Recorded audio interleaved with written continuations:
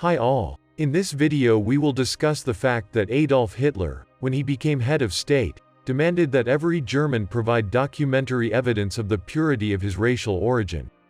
But he himself said almost nothing about his own ancestry.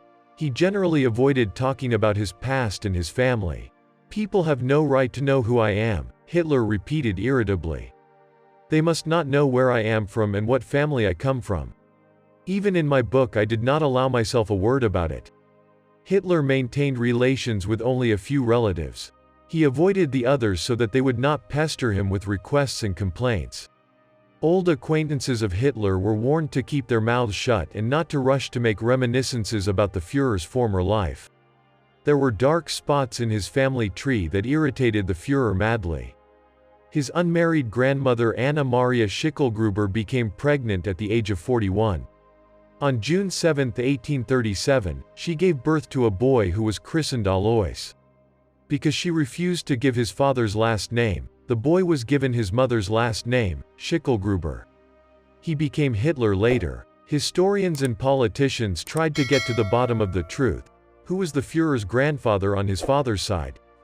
Assumptions varied. Many names were called, from Baron Rothschild to the Austrian Count Ottenstein. The Führer's political opponents came up with a mysterious Jewish grandfather for him. Former Governor-General of the occupied Polish regions, SS and SA Obergruppenführer Hans Frank, hanged after the war on the verdict of the Nuremberg Tribunal, claimed that the father of professional anti-Semite Adolf Hitler was in fact a Jew. While in prison, Hans Frank drafted a detailed note that stated, Hitler's father was the illegitimate son of a cook named Schicklgruber. According to the law, the child born out of wedlock bore his mother's surname. When his mother, that is, Adolf Hitler's grandmother, married a certain Mr. Hitler, the illegitimate child, that is, Adolf Hitler's father, was adopted by her husband. But when the cook Schicklgruber, Adolf Hitler's grandmother, gave birth to the child, she was working for the Jewish Frankenberger family in Graz. And this Frankenberger paid her alimony for her son. Consequently, Hitler's father was half Jewish and the Führer 1/4 Jewish. SS Obergruppenführer Frank's note forced historians to re-examine the genealogical tree of Adolf Hitler. But no Frankenberger, who could have been Hitler's grandfather, could be found in Graz. There were no Jews at all in Graz at that time. And the Führer's paternal grandmother, Anna Maria Schicklgruber, never lived in Graz either. The note of Frank, who was hanged for his crimes, testifies to the usual paranoia among nationally minded patriots, where it is customary to suspect one another of Jewish ancestry. Twice on Hitler's behalf, Reichsführer SS Heinrich Himmler conducted a secret study of his genealogical tree and both times respectfully reported to the Führer that he had no reason to doubt the purity of his origins. On April 20, 1889, at 7:30 in the morning in the suburbs of the Austrian town of Braunau, Alois Hitler and his third wife Clara gave birth to their fourth child, a boy who was christened Adolf. 3 children before him died in infancy. Clara gave birth to another boy, Edmund, and in 1896 to a girl named Paula. The girl was mentally retarded, and Adolf tried to stay away from her. Adolf Hitler claimed that he grew up in poverty while his oppressive father drank it all away. In fact, the family could be considered quite prosperous. Alois Hitler had a decent career as an official. But the young Adolf, incapable of systematic work, did not want to bother himself. He stayed in school for a second year. The course the other boys took in 3 years took him 5 years. History, geography, mathematics, these subjects he could not master. Young Hitler grew up in a time when corporal punishment was considered commonplace. His father was the master of the family. He asserted his power by, among other things, beating children. Pedantic and neat at work, Alois Hitler was a tyrant at home and could hit both his wife and son. Doctors of the time argued that if children cried, they should be spanked properly. And Hitler grew up in the belief that power had to be asserted by force. He preferred to play with younger children who recognized his leadership. Alois Hitler died of a heart attack on January 3, 1903. Adolf was 14 years old. The character of the young man was largely formed in hidden opposition to his father. He drank and ate heavily. Adolf hardly drank any alcohol, gave up smoking, ate little, though he adored cakes with cream and whipped cream. He never swam or danced. He was afraid to undress on the beach and take dancing lessons so as not to look ridiculous. After the death of his father, Adolf Hitler practically stopped studying. He regularly attended only the theater in Linz. For 4 months he studied music because he was fascinated by the compositions of Richard Wagner. But he quickly gave up music. He decided to become an artist. Fortunately, his mother received for his father a decent pension, so that Adolf could not worry about daily bread. In early September 1907, he came to Vienna to enroll at the Academy of Fine Arts. Hitler had no idea how high the requirements for applicants. His drawing was deemed unsatisfactory. Director of the Academy sympathetically told Hitler that he would not make an artist. He advised him to try architecture. But even this was impossible because Hitler had not graduated from school and had not received a high school diploma. He could have gone back to school, but he didn't want to. His mother, Clara, got breast cancer when she was only 46 years old. She had an operation that seemed successful, but the cancer metastasized to her lungs.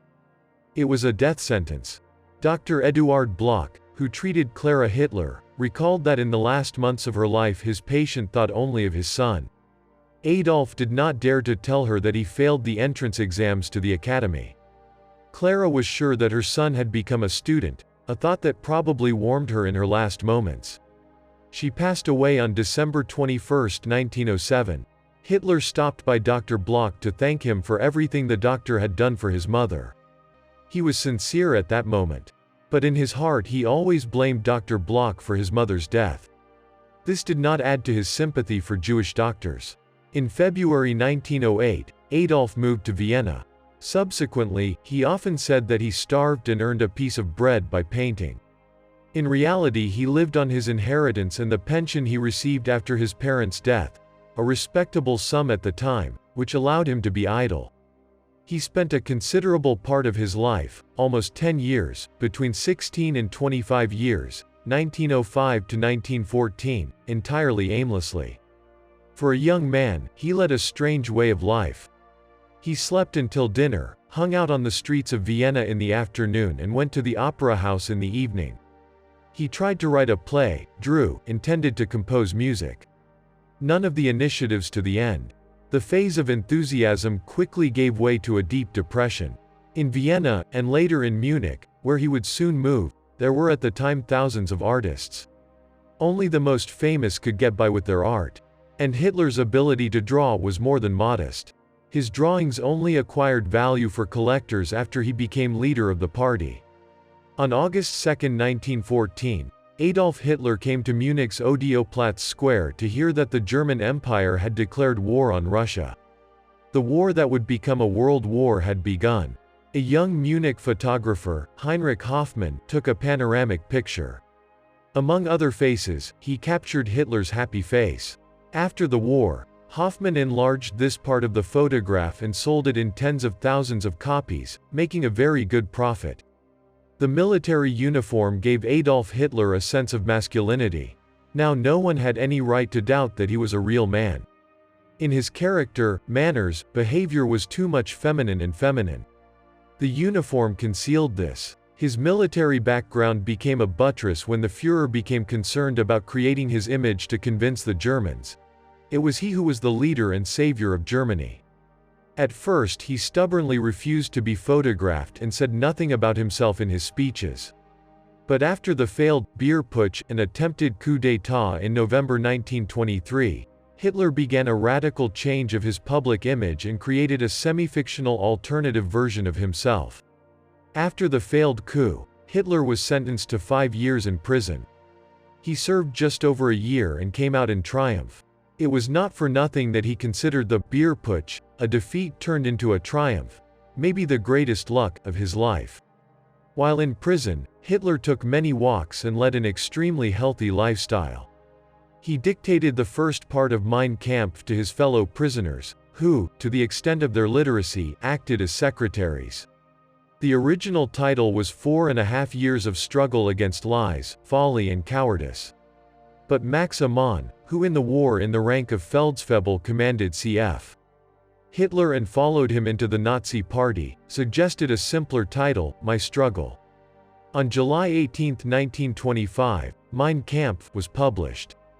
280,000 copies were sold before the Nazis came to power, 10 million more after January 30, 1933, when the Nazis came to power.